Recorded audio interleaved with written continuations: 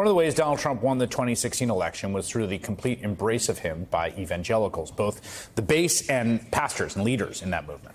One of the most prominent is a pastor named Robert Morris. He founded a Texas megachurch in Southlake, Texas. Morris was also a spiritual advisor to Trump while he was in the White House. Here he is in the Rose Garden in 2020, just a few rows behind where then Supreme Court nominee Amy Coney Barrett's family and the First Lady are about to sit. And here is Trump visiting Morris's church earlier that summer, giving his personal assessment of the man.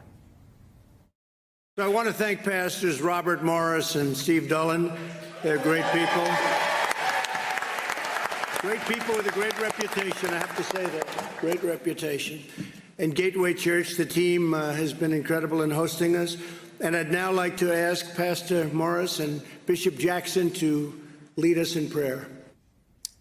Well, Robert Morris just resigned from his church following allegations that he sexually abused a child. In a statement to an evangelical news site, Morris said he was involved in an inappropriate sexual behavior with a young lady. Those are his words. He didn't mention that the young lady in question was a 12-year-old girl.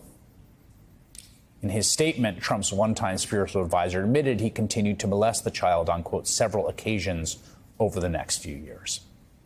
Mike Hixenbaugh is a senior investigative reporter for NBC News who's been all over this story. He writes about Pastor Morris in his book, They Came for the Schools, One Town's Fight Over Race and Identity and the New War for America's Classrooms.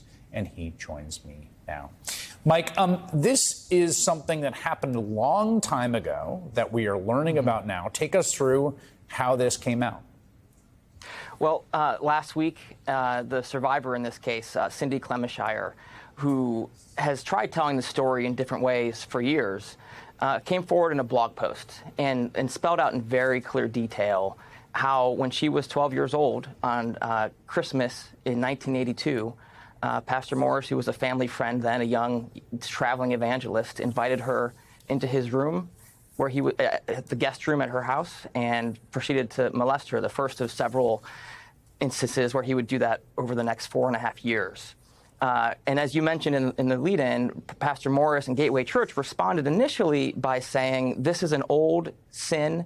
Pastor Morris has addressed this moral failure of this relationship with a young lady.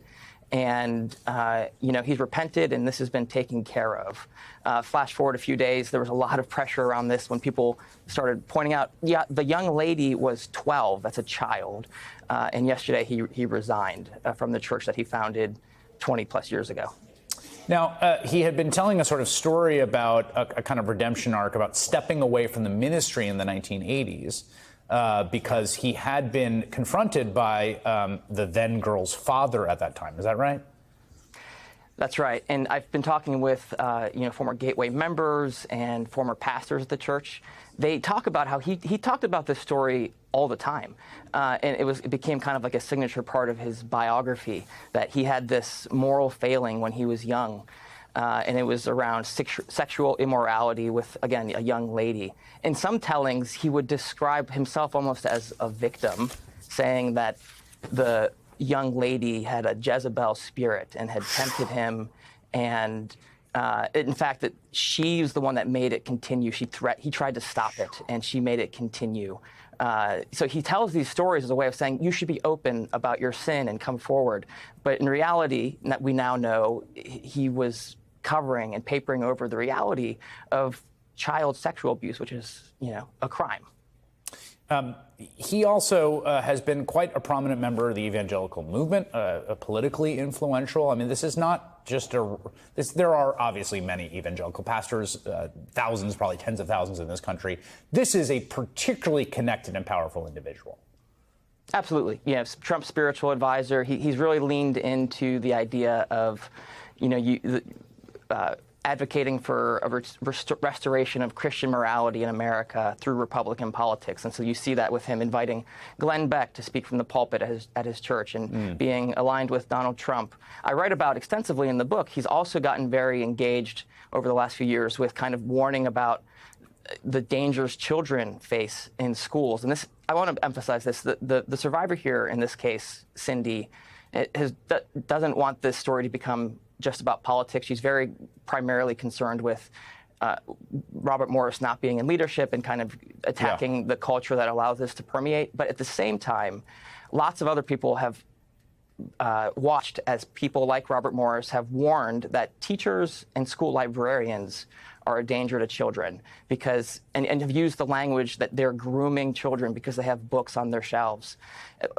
Morris has preached about that from the pulpit and endorsed specific school board candidates who would fight against this Satan's work in school libraries.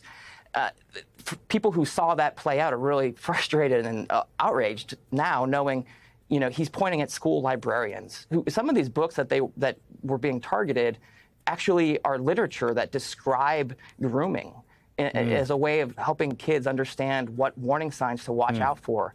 And so to have him be standing in the pulpit warning about this, given his history, has been a lot really difficult for people to process.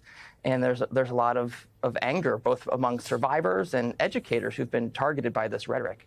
Yeah, I would note in 2017, as you reported, he called on parishioners to support a bill pitched by Texas Governor Greg Abbott, a Republican, as a way to, quote, protect the safety of women and children that would have banned transgender people from using public bathrooms that correspond with their genders. Important to protect children from sexual abuse. On that, I agree. Mike Hixenbaugh, thank you very much. Thanks, Chris.